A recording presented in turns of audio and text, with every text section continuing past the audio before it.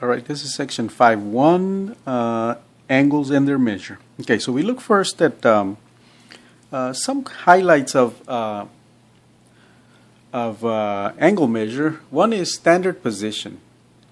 So standard position refers to the following situation. If you consider on the XY plane,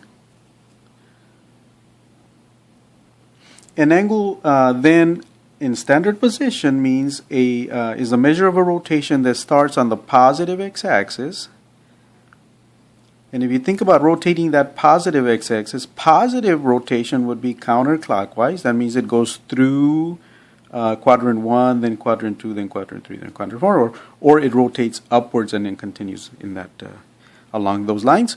A negative rotation or a negative measure would be rotating clockwise. That means following the clock. So the positive x-axis is at 3 o'clock, and so negative rotation would be following the clock to 4 o'clock, 5 o'clock, 6 o'clock, and so on and so forth. And it can rotate as many times as it wants or as far as it wants. Okay. A couple of pairs of angles that I'm gonna skip on that. You read that, the pairs of angles that we have. I'm gonna look at this: degrees, minutes, and seconds. 1 minute is has notation 1 with an apostrophe. Yeah, and 1 minute is 1/60th of a degree, so that means that there are 60 minutes in 1 degree. 1 second, which is the notation is 1 with 2 apostrophes or a double apostrophe, is 1/60th of a minute. You can think of it that way, or 60 seconds make 1 minute, or it's 1/3600th of a degree, which means 3600 seconds makes 1 degree. We're going to do two things. We're going to convert from decimal degrees to degrees, minutes, and seconds, and we're going to convert from degrees, minutes, and seconds to decimal degrees. So we have an example of each. Letter A is from degrees to decimal degrees, from degrees, minutes, and seconds to decimal degrees. And letter B is from decimal degrees to degrees, minutes, and seconds. Notice decimal degrees means you have a decimal measure of just degrees. So 34 for letter B, it's 34.817 degrees. So that 0.817 is what we're going to convert to minutes and seconds. Okay. Letter A says you have 3 degrees, 42 minutes, and 14 seconds, which means your answer should be 33 point something. So the 33 is in degrees already for both of these. Okay. I'm going to do letter B here, and I'll leave letter A for class. So 34.817 degrees to degrees, minutes, and seconds. So the 34 is already in degrees. So it's 34 degrees plus a fraction of a degree, 0.817 of a degree. Well, 0.817 of a degree, to find out how many minutes that makes, remember there's 60 minutes in a degree. So I multiply 0.817 times the 60 minutes. And that gives me, let me use my scientific calculator. Here's my scientific calculator, by the way. So 0.817 times 60 degrees, times 60 minutes, I'm sorry, is 49.02 minutes. Yeah? So this is 49.02 minutes times 60 minutes, 49.02 minutes. Okay, and so I now have 34 degrees, 49 minutes, and that 0.02, that part is going to turn into seconds. I just need to know what part that is, and I follow the same way I found the minutes. I find also the seconds. I take the fraction part of the minutes and multiply it times 60 seconds, so it'll be 0.02 times 60 seconds. Yeah. It's 0.02 minutes, right?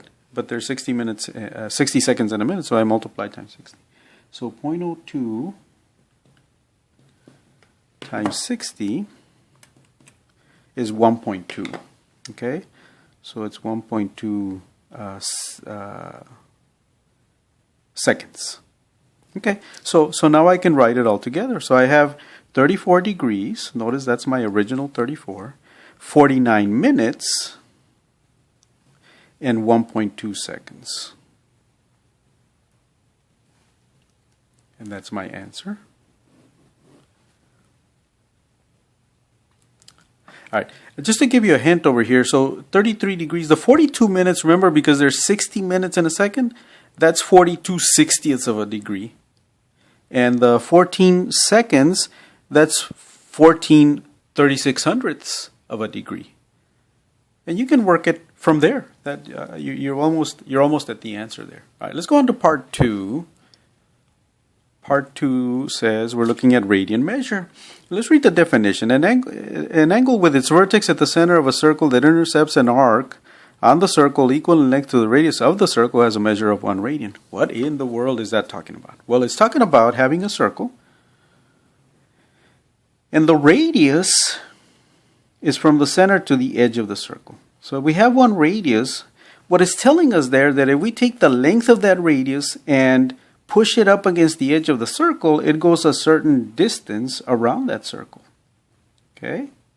So here I am, I've taken R, and I pushed it over along the edge of the circle so that I have, if you think about a radius connecting to the edge and also connecting to the center, well, I've left it connected to the edge, but then I've pushed it against the edge, and so it's now starting at the point where it was connected, and it ends at some other point. Okay, but if I reconnect, if I draw another radius again in the same place where the first one was, and I draw it from the center to the edge, and then I draw another one from the center to where the radius that I put against the circle ended, it cuts out a piece of the pie there.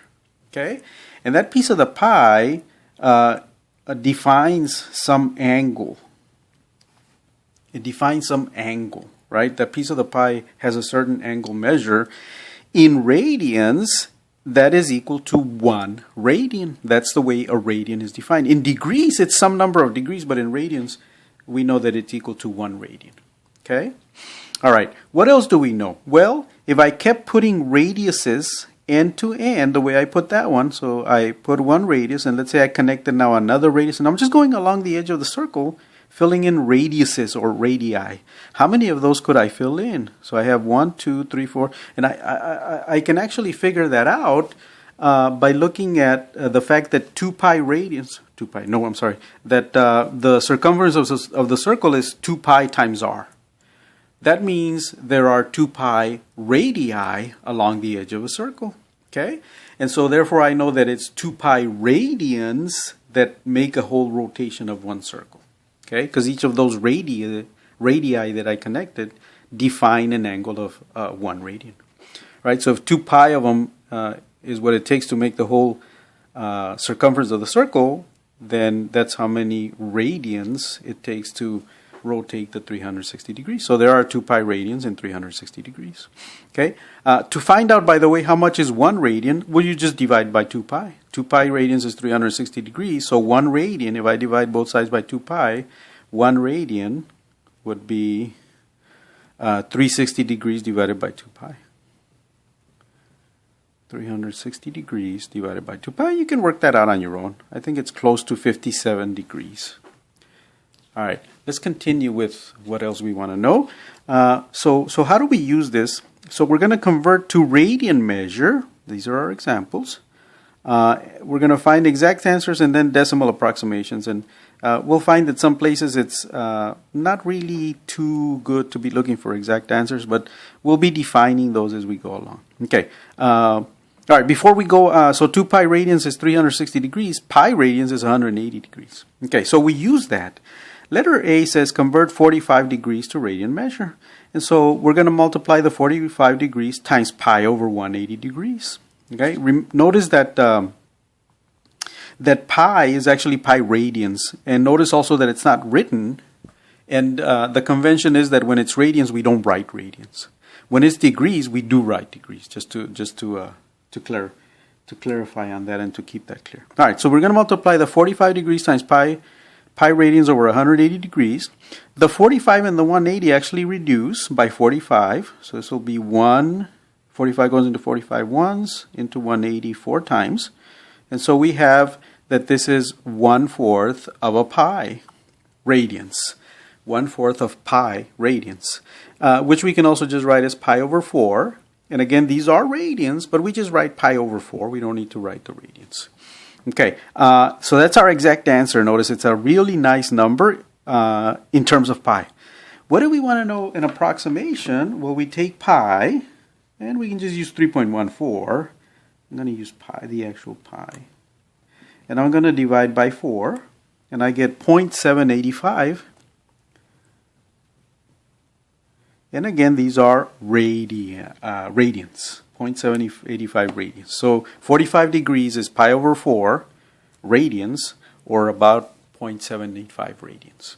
All right, I'll let you work the letter B, or we'll do it, and we'll see it in class. And then letter C, you don't need to find an exact answer, because the exact answer would be so convoluted that it's useless to us. So that one we're just going to approximate. That's not a very special angle, in particular because it doesn't have common factors with 180. Okay, whereas the 45 does, as we just saw, and so does the 210. All right, let me see what else we're going to look at. So we're going to convert also to degrees. So we have a radian measure, and then we're going to convert it to degrees. This one, we're going to take, letter A is 9 pi over 4. So 9 pi over 4, we will multiply times 180 degrees over pi radians. The pi cancels. Yeah, 4 and 180, those we can reduce by 4. It goes into 4 ones, and it goes into 180 45 times. It might sound familiar. And then 45 times 9 is 225, so 225 degrees. Okay. Letter B is negative 7 pi over 6. That one will also give us a nice answer. 6, though, will give us some decimal answer, and that's okay. We'll just have to round it off. For example, C. All right, I'm going to say that I'm going to stop part 1 right there, and we will continue on a part 2 video.